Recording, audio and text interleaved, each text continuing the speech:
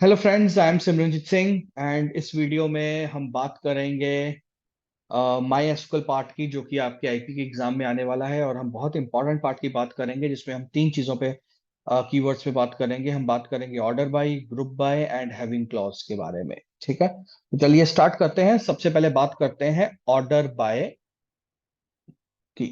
सो order bye keyword जो है वो यूज होता है अगर हमने अपने डेटा का जो भी हमारे पास इंफॉर्मेशन है, अगर हमने उसे असेंडिंग या डिसेंडिंग ऑर्डर में शो करना है। ठीक है, चलिए देखते हैं इसका एक प्रैक्टिकल। जैसे फॉर एग्जांपल मेरे पास है एम्प्लॉय टेबल। ठीक है, so select star from employ हमें पता है कमांड है उसे डेटा देखने के लिए। अब लेट्स सपोज इसमें से मैं देखना चाहता हूँ employ ID, employ name and मुझे देखना है city and let's suppose salary. So मैंने ये फोर कॉलम्स ले लिए एम्प्लॉय टेबल में से। ठीक है, तो बाय डिफॉल्ट जब आपका डेटा आपको शो होता है उसका कोई सीक्वेंस नहीं होता, क्योंकि जब आप डेटा इंसर्ट करते हो तो वो किसी स्पेसिफिक ऑर्डर में इंसर्ट नहीं होता, वो इंसर्ट होता रहता है। ठीक है, कई बार हमें डेटा इंफॉर्मेशन देखते वक्त उसे किसी स्पेसिफिक ऑर्डर में देखना है। जैसे फॉर एग्जांपल मैं चाहता हूँ सैलरी है, तो मैं चाहता हूँ data salary wise lowest to highest salary आए रिकॉर्ड वाइज। तो इसमें इसमें क्या करेंगे, इस केस में हम इसी कमांड के ऊपर जब फ्रॉम लिखेंगे तो आखिर में हमने लिखना है ऑर्डर बाय।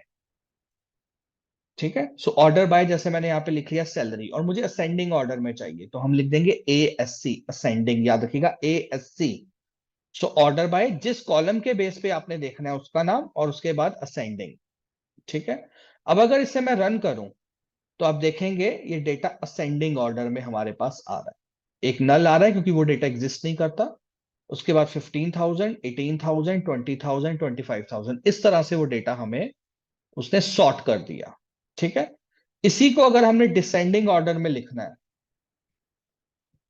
तो हम यहां पे लिखेंगे ऑर्डर बाय DESC, डिसेंडिंग, यानी हमें लार्जेस्ट टू लोएस्ट वैल्यू चाहिए। तो ये देखिए पहले सैलरी आ गया 25,000, देन 20, देन 18, देन 15। सो ये बेसिकली आपका ऑर्डर बाय क्लोज है। आप किसी भी कॉलम का नाम दे सकते हैं, जैसे मैं यहाँ पे लिख रहा हूँ ऑर्डर बाय सिटी या ऑर्डर बाय एम्प्लॉय नेम। ठीक है, असेंडिंग ऑर्डर में।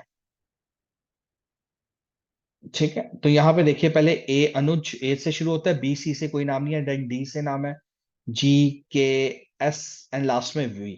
तो उसने नेम के अकॉर्डिंगली हमारा डेटा क्या कर दिया, सॉर्ट कर दिया। तो ये इस तरह से हम ऑर्डर बाय क्लोज यूज करते हैं।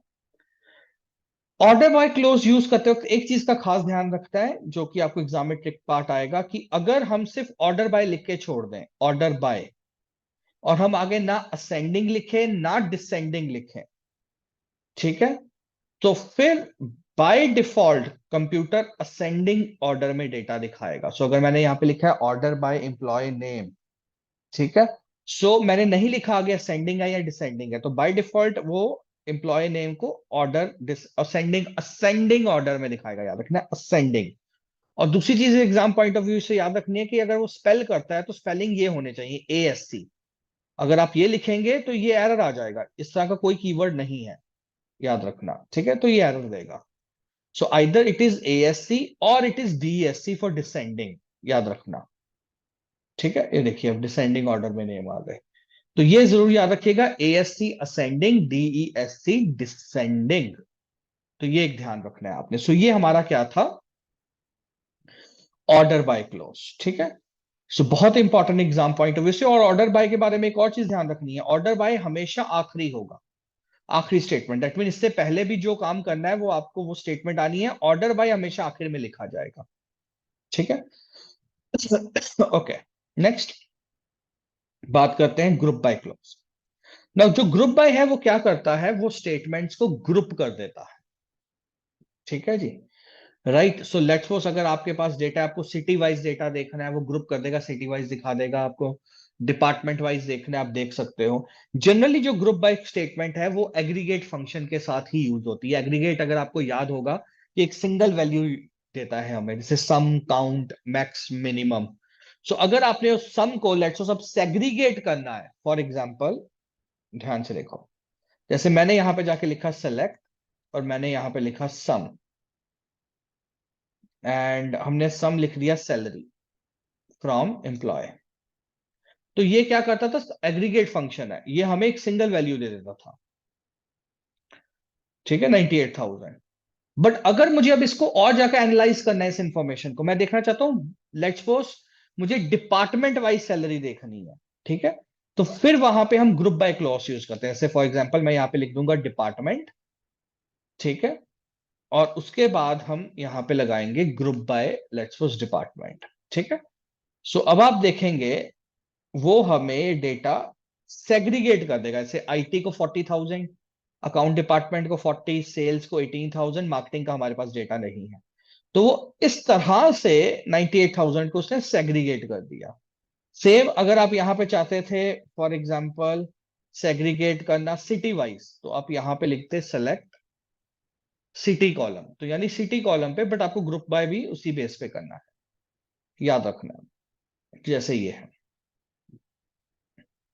तो आप देखोगे अमृतसर में हमारी 58,000 सैलरी जा रही है, जलंधर में 40,000, तो उसने ग्रुप कर दिया उस डेटा, ठीक है, राइट। सेम अगर मैं यहां पे लिख दूं, अब लेट्स सपोज हमारे पास जेंडर था, तो अगर मैं जेंडर वाइज चला जाऊं, तो हमारे पास दो ही जेंडर थे, मेल एंड फीमेल, तो वो उसको ग्रुप कर देगा जेंडर वाइज, ठीक है, सेम 58,000 फीमेल 40,000। सो इस तरह से डेटा दिखाएगा। सो अगर आप ध्यान से देखोगे तो ग्रुप बाय क्या कर रहा है, ग्रुप बाय हमारे डेटा को ग्रुप करके हम उसको एनालाइज कर सकते हैं। जैसे डिपार्टमेंट वाइज है, तो आईटी को हमने डिपार्टमेंट को एक करके सम कर लिया था उसका, या एवरेज कर लिया था, ठीक है। सो लेट्स सपोज मैं देखना चाहता हूँ डिपार्टमेंट वाइज हाईएस्ट सैलरी, तो मैं यहाँ पे क्या लिख सकता हूँ, सेलेक्ट डिपार्टमेंट, साथ में मैं एग्रीगेट लगा दूंगा। सो हाईएस्ट सैलरी देखनी है, सो मैं देखूंगा max of salary from employ group by department, ठीक है। सो अब मुझे डिपार्टमेंट वाइज क्या आ गई, हाईएस्ट सैलरी आ गई। अदरवाइज अगर मैं अकेले एग्रीगेट यूज कर रहा था, तो मुझे एक वैल्यू देता सिर्फ, कि सारी वैल्यूज में से हाईएस्ट वैल्यू कौन सी है।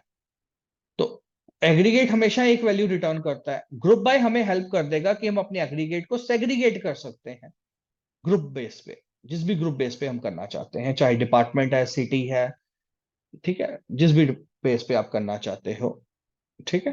तो ये हमारा ग्रुप बाय है। ग्रुप बाय के बाद हमारे पास आता है हैविंग। हैविंग हम वहां पे यूज करते हैं जहां पे हम वेयर नहीं कर पाते। सो वेयर बेसिकली क्या होता है, एग्रीगेट के साथ वेयर नहीं यूज हो पाता, कि जितने भी एग्रीगेट फंक्शन है, मैक्स, सम, अकाउंट, इनके साथ वेयर नहीं यूज हो पाता, तो यहाँ पे हम लोग यूज कर पाते हैं हैविंग। जैसे फॉर एग्जाम्पल हमने यहाँ पे लिखा सेलेक्ट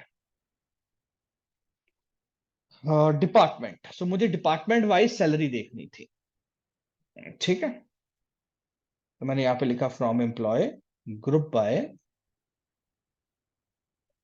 डिपार्टमेंट, ठीक है। अब अगर हम इसे रन करें, तो ये डिपार्टमेंट वाइज हमारे पास सैलरी आ गई।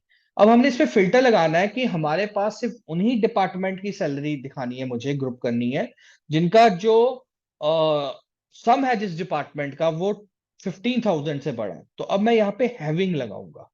सो मैं लिखूंगा हैविंग, फिल्टर क्या लगाएंगे हम, sum of salary is greater than let's suppose 15,000।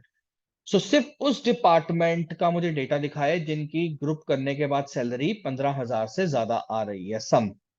तो अब अगर मैं इसको रन करूंगा, तो अब आप देखोगे मेरे पास यही तीन रिकॉर्ड आएंगे, ठीक है। या यहाँ पे लेट्स सपोज अगर मैं लिख दूं 20,000, सो 20,000 से ज्यादा जिनकी सैलरीज है, तो अब अगर मैं इसे रन करूंगा, तो देखो बाकी दोनों डिपार्टमेंट आएंगे नहीं, सेल्स भी नहीं आएगा, मार्केटिंग भी नहीं आएगा, क्योंकि इनका टोटल सैलरी जो है पूरे डिपार्टमेंट में सारे इंप्लॉयज का मिला के वो 20,000 से ज्यादा नहीं है, ठीक है। तो इस तरह से हम हैविंग क्लॉज लगा देते हैं। और अगर इसी डेटा को मुझे सॉर्ट करके दिखाना है जैसे डिपार्टमेंट वाइज, तो आखिर में ऑर्डर बाय आएगा। तो अगर आपको याद हो, मैं कह रहा था कि ऑर्डर बाय हमेशा आखिरी स्टेटमेंट होगी, तो उसका मतलब ये था। तो अगर मैं यहाँ पे कहूँ ऑर्डर बाय डिपार्टमेंट असेंडिंग, ठीक है, सो मैं ऐसे रन करूं, तो ये देखिए पहले ए आ गया अकाउंट डिपार्टमेंट, फिर आई। ऑर्डर बाय क्लोज जो है वो हमेशा आखिरी होगा। सो अगर आप कहें कि मैं यहां पे लगा दूं, हैविंग बाद में लगा दूं, तो ये स्टेटमेंट हमें एरर दे जाएगी, ये स्टेटमेंट नहीं चलेगी। ये देखिए, ये स्टेटमेंट आपको एरर देगी। ये देखिए नीचे, you have an error in check manual, क्यों? क्योंकि ऑर्डर बाय क्लोज हमेशा याद रखना आखिर में आना है। आखिरी लाइन जो होगी आपकी वो ऑर्डर बाय अगर लगाना है आपको तो आखिरी लाइन ऑर्डर बाय क्लोज होगी। तो ये तीन इंपॉर्टेंट पॉइंट्स आप जो हमने पॉइंट्स आज याद किए। एक तो हमने सीखा ऑर्डर बाय क्या होता है, डेटा सॉर्ट करना असेंडिंग डिसेंडिंग ऑर्डर में। एक हमने सीखा कि ग्रुप बाय क्या होता है, ग्रुप बाय हमारे डेटा को सेग्रीगेट कर देता है, ग्रुप बना देता है उसके। और हैविंग, अगर हमें ग्रुप के ऊपर फिल्टर लगाना है तो हम हैविंग क्लॉज यूज करते हैं। तो ये तीन स्टेटमेंट्स हैं हमारे पास माई एसक्यूएल के अंदर। ठीक है जी। तो thank you very much for watching this video.